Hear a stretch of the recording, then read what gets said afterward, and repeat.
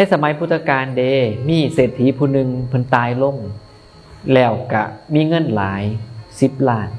เฉพาะเงินอย่างเดียวได้10 ล้านแต่บ่มีลูกรับมรดก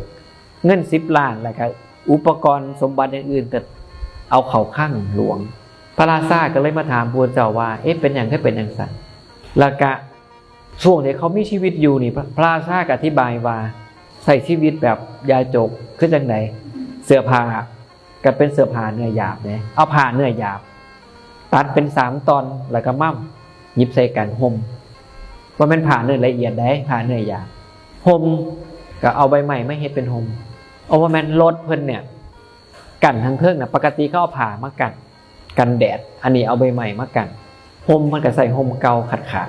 ก็งงเด้ว่าเป็นอย่างรวยปานนั้นคือใส่ชีวิตแบบนี้นอกจากทั้งสั้นแล้วกินนี่กินไปเขากับเขาก็อาศัยน้ำพักดองนะเขาไปเกียนนี่ภาษาลาวมีความหมายบ่ฮู้จักมั้ยเนาะเขาไป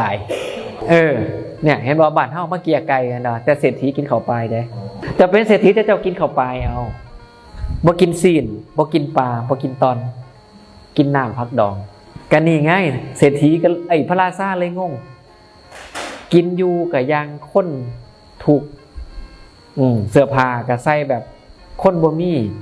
รถก็ยังใส่รถคันเก่าเอาใบใหม่มาเฮ็ดเป็นห่มนะห่มที่กั้งกันแดดกับกันฝนกับห่มขาดเก่าๆกระถามว่าเขาเฮ็ดอีหยังมา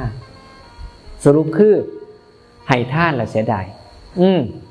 ให้ละเสียดายคือมีอยู่ศาสตร์นึงเศรษฐีผู้นี้เพิ่นเห็นพระปัจเจกพุทธเจ้ามาบิณฑบาตเพิ่นก็เลยมอบหมายให้คนเอาอาหารไปถวายพระปัจเจกพุทธเจ้าพอเข้าอาหารไปถวายแทนเพิ่นแล้วเพิ่นก็มาเสียดายที่หลังมาอาหารที่ถวายไปนั่นสู่ให้กับคนเฮ็ดงานบ่ได้ซ้ำนี่ได้การที่มอบหมายให้ผู้อื่นไปเฮ็ดทานแทนก็ได้บุญได้เพราะเป็นเหตุให้เพิ่นไปเกิดเทิงสวรรค์7 ศาสตร์เมื่อกลับมาเกิดเป็นมนุษย์ก็ได้เกิดเป็นเศรษฐีอีก7 ศาสตร์มันมีแต่ที่บัดนี้ให้แล้วเสียดายกันเลยเมื่อมากลับเกิดเป็นมนุษย์เป็นเศรษฐีก็บ่กล้าใส่เงินเพราะเสียดายนี่ล่ะความบ่อยากใส่เงินก็ย้อนให้ทานแล้วคิดเสียดายเฮาถึงต้องมาเข้าใจเป็นอย่างพุทธองค์เพิ่นถึงสอนบอกว่าให้ทานตามสติตามกำลังตามความสามารถ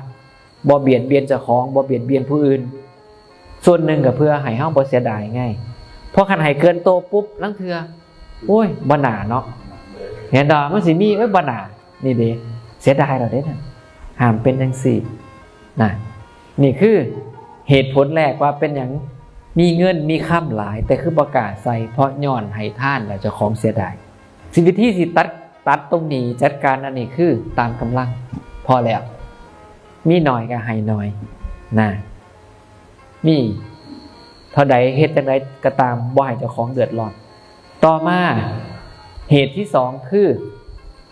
การเป็นผู้มีจิตอนุเคราะห์ให้ทานหวังประโยชน์เกื้อกูลแก่ผู้รับง่าย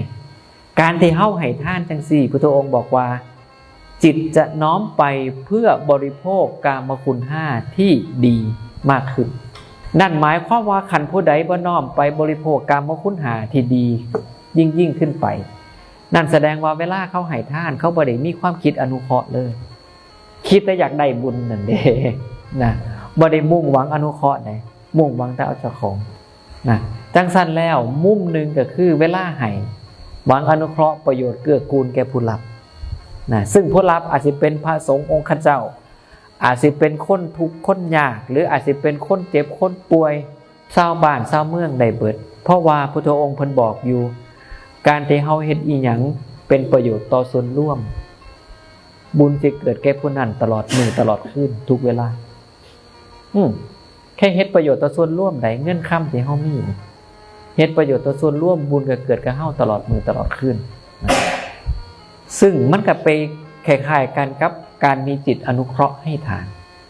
ให้เพื่อหวังประโยชน์เกื้อกูลแก่ผู้รับจึงจะเป็นเหตุให้เฮาน้อมไปใส่สอยของที่ดีแต่คันให้เฮาให้แล้วเฮาเสียดายเฮาก็สิเสียดายเวลาใส่เงินสุดท้ายก็บ่กล้าใส่หยังเลยแม้สิมีเงินหลายก็ตาม ก็ประมาณนี้ผู้มีกำลังจาคะต้องเฮ็ดให้ถูกตามประสูตรง่ายตามสติตามกำลังตามความสามารถแค่มีใจปราศจากมลทินคือความตระหนี่มลทินคือหยังคือสิ่งที่ให้ใจเศร้าหมองคือความคิดที่เป็นอกุศลนั่นในที่นี้คือความขี้ทีความขี้ทีมันเป็นมลทินของจิตใจมันให้ใจเศร้าหมองเฮาปราศจากความขี้ทีนะมีการบริจาคอันปล่อยแล้วให้แล้วคือให้เลยนะยินดีในการสละนะยินดีในการให้และการแบ่งปันมันอยู่หม่องนี้ง่ายให้แล้วปันแล้วแบ่งแล้ว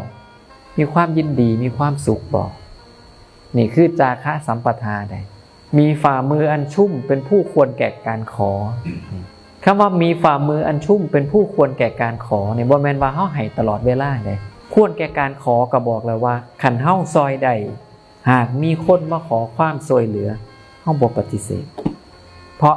เฮายึดหลักว่าตามกำลังตามความสามารถคันเฮาให้บ่ได้ก็คือบอกว่าบ่ได้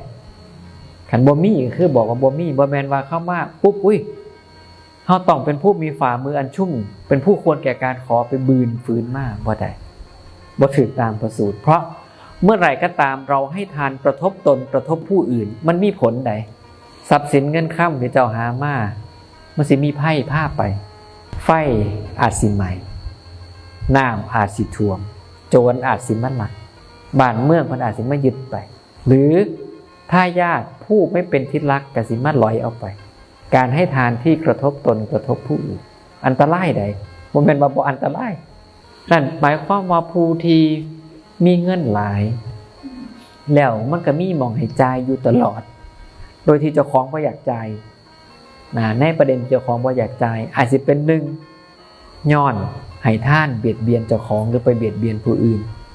และก็2เป็นผลโดยตรงของศีลข้อ2อทินนาทานศีลข้อ2ก็เป็นผลโดยตรงเลยว่าเฮาสิหาเงินได้หลายสำใดก็ตามมีหลายสำใดก็ตามมันสิมีทางไปมันมี2เหตุดังนั้นแล้วเมื่อเฮาอยากให้เงินค่ำที่มีอยู่มันสามารถใช้ประโยชน์ได้เต็มที่ตามกำลังของเฮา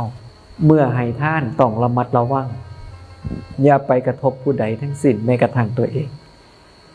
แล้วต้องให้ตามกำลังเพื่อให้เจ้าของบ่เสียดายแล้วก็อย่าไปประพฤติเรื่องของการลักการขโมยเด็ดขาดบ่ซั่นแล้วมีเท่าไหร่ก็บ่เหลือมีเท่าไหร่ก็บ่ยังบ่แน่คันศีลบ่ดีก็ไปบ่ได้พรหมกายิกาบ่ต้องสิ้นสังโยชน์แต่คันอนาคามีเนี่ยสิ้นสังโยชน์ก็ขึ้นอยู่กับว่ากำลังเฮาสิมีแค่ใดเพราะตราบใดเฮาให้ทานอย่างเดียวเฮาบ่รักษาศีลบ่ประพฤติกุศลกรรมบทแต่ไปประพฤติตรงกันข้ามคือประพฤติอกุศลกรรมบทพุทธองค์บอกเลยว่าพวกนี้สิไปอบายไปทุกขติหรือขันไปเกิดก็ไปเกิดเป็นสัตว์เดรัจฉานบ่พอใดให้ทานอย่างเดียวเพิ่นถึงกล่าวถึงว่าให้ทานเป็นเครื่องประดับจิตเป็นบริขารของจิตเพื่ออบรมจิตให้ไม่มีเวรไม่มีความเบียดเบียนมันมีพระสูตรหนึ่งอธิบายเรื่องนี้ว่าบริขารจิตคืออีหยังคือฝึกจิตให้เจ้าของบ่มีเวรบ่มีความเบียดเบียนมันถึงได้อนาคามีไง